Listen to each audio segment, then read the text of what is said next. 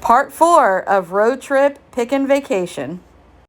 Hey everybody, it's Dan and Michelle with adventures in Florida picking and reselling, except we're not in Florida picking. We are doing if you've been watching our other videos, I'll put links down below to our previous videos. We have started a little adventure. We started from Florida, went to South Carolina, then over to Tennessee, and now this leg we are headed to Alabama. So we did some picking in South Carolina. We went to a Crazy Cowboys, and now we did no picking in Tennessee. Tennessee was all touristy, theme park. Check out our other channel, Adventures in Theme Parking, to see our experiences at Dollywood and Graceland and in Nashville. You can see those there. So this part, we are headed to Alabama to do some picking. We have about 4 days in Alabama. We are going to do Crazy Cowboys, and we're going to do some antique malls, some thrift stores, and just whatever we can find to do some picking. Yard sales, garage sales? Whatever it is that we can find to kind of source. Our goal for this trip was to find enough inventory that would net us about $10,000 in profit, so that it would 100% pay for this whole trip, including all the tourist part that we did, and give us a nice little income off of it also. So that's our goal. If you want to see our total so far, you can look at our previous video from Crazy Cowboys and see what we picked and where we're at. I guess I should put probably the total here at the beginning of this one. I'll put it in there of as we keep going, like our totals and what we've spent and what our projected profit is. We're probably going to have another posting this evening. Yeah, I'll add to this video after our first. I think we're headed straight into Alabama, and should get there about 11 in the afternoon. Plenty of time to find something to pick. I think Dan said he thought he knew of a thrift store, I think it is. Yeah, it's an antique mall. Antique mall kind of a thing that we're going to go take a look at. Now, antique malls are a very different type of picking and sourcing, at least I think so. I always go in there thinking that, or not expecting to find very much. I'll find a lot, but I think they're going to retail price it. They're going to price it at what it's worth, which is fine, but it's not good for me to be able to take it and flip it and make a profit. So I've got to find those hidden gems that are at the antique stores, and they're there. And you find those hidden gems that are priced low, that now maybe the market has changed and come up and they're valued more, that I can take and flip and make a profit. That's what we're looking for, those type of items. We were discussing earlier some of the things you find at antique malls. It's huge varieties. It depends on where you're at, what part of the country, what items are there. I have seen a huge amount of miscellaneous stuff. The last time we were in Alabama, last time I was in Alabama, I found some autographed sports ball caps that were priced really cheap. Like, I'm talking a couple dollars cheap. Took them, bought them, flipped them, and sold, like, just even one of the hats I think sold for $30-some. So that was great. That was a good flip. So it's things like that. Last time Dan was here, he was here without me. He went and he actually bought some autographed prints, pictures, things. So, you know, you're not just going to find the normal antique and vintage glassware and that kind of stuff. There's a huge variety of things you can find at the antique mall.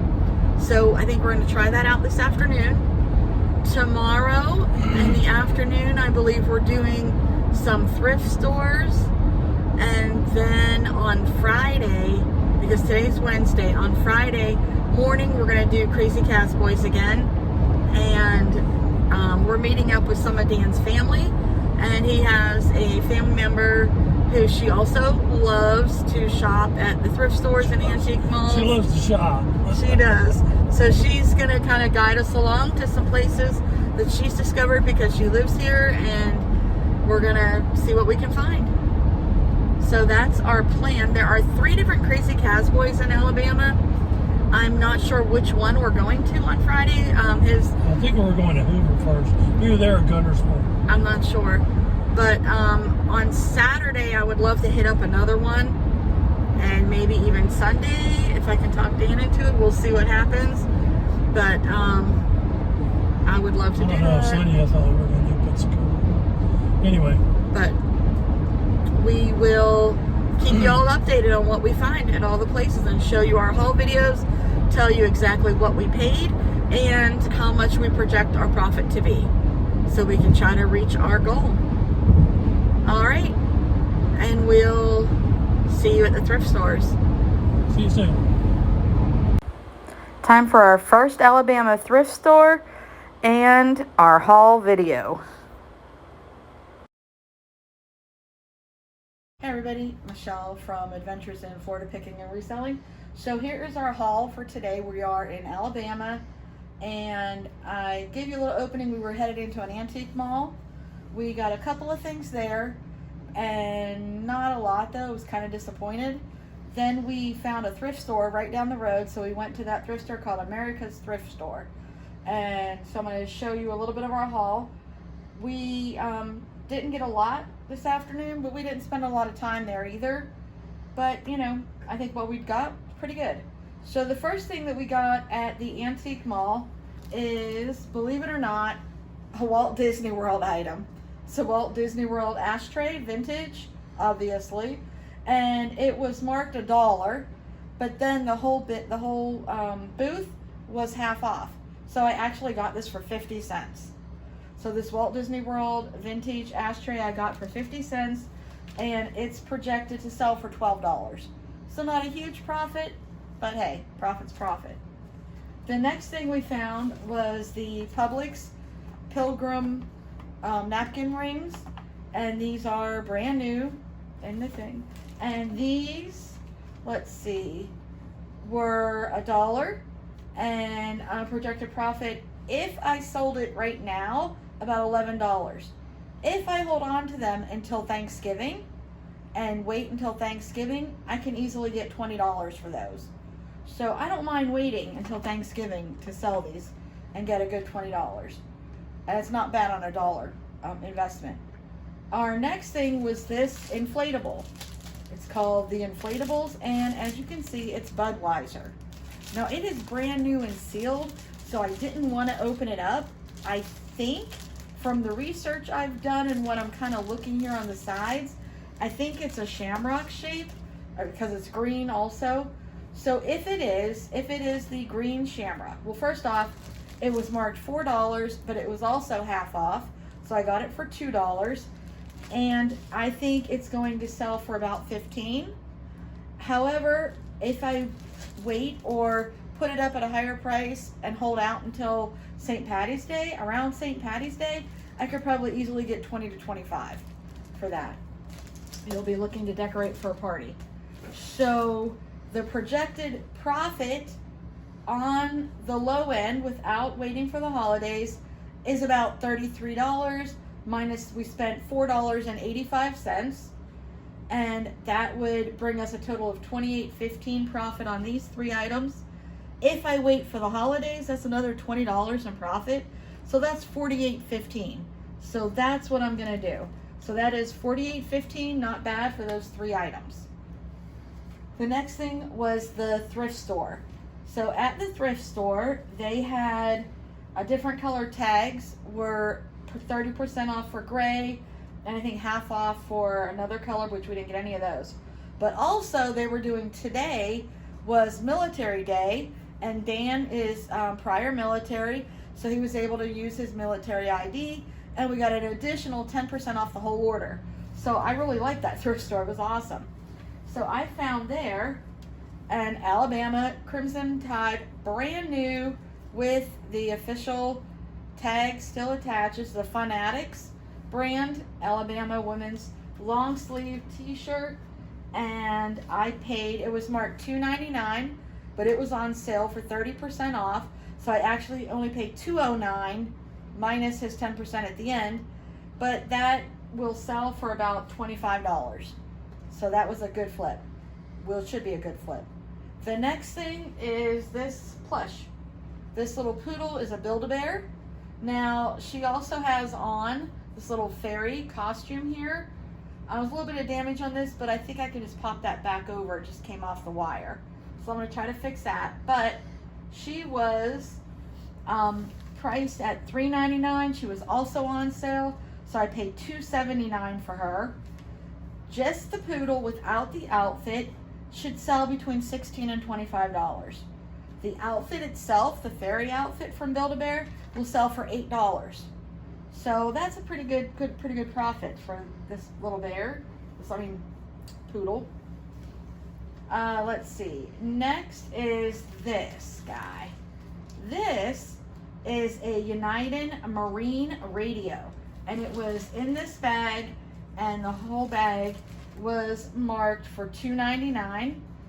So I looked this up, and when I first felt the bag, it was really heavy, and I'm like, oh, I think that is something. That's not like a toy radio or anything. And so I was trying to look through the bag and look at it. It comes with the charger. It's on the charger and everything, and it's, you know, Coast Guard approved, it says, and all of that. So if it works, I didn't plug it in and see if it works because it was still in the bag, but if it works, we should get $50 to $100 for this, and we only paid $2.99. So that was a great find. The next are the brand new Napa belts, and these were $2.99, but they were on sale, so we paid $2.09. They should sell for $23. The Skechers women's shoes were $6.99, and they'll sell for $20. They're in beautiful condition. They are like new. I mean, these are gorgeous. There's like, they don't even hardly even need cleaned up at all. Those are awesome. Let's see. The last thing are the Justin boots. These are Justin's. They have all of the correct numbers and everything inside. They're marked, the style, everything is in there. And these are amazing. These were only $10, and these should sell for about $50. And then Dan also bought a bag of chips there for personal use for $1.99. So that brings us, with the discounts on sale and Dan's military discount, including his chips, the total we paid was $28.89 for all of that, which is amazing. And when I did the projected profit, I always go to the low end. So if I tell you something, a range, I'm always going at the low end. So hopefully it actually even will sell for more. Our projected profit on that would be $184 minus the $28.89 would bring us at $155.11. So that puts today's total for both stores at a projected profit of $203.26.